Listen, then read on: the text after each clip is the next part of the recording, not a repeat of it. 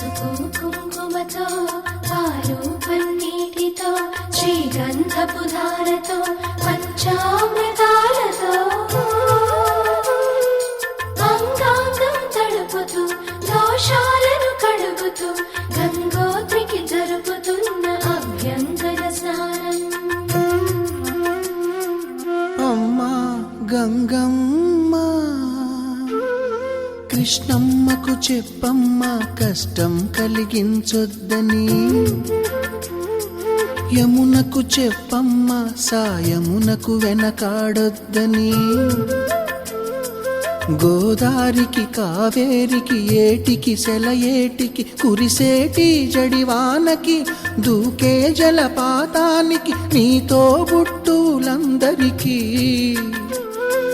చెప్పమ్మా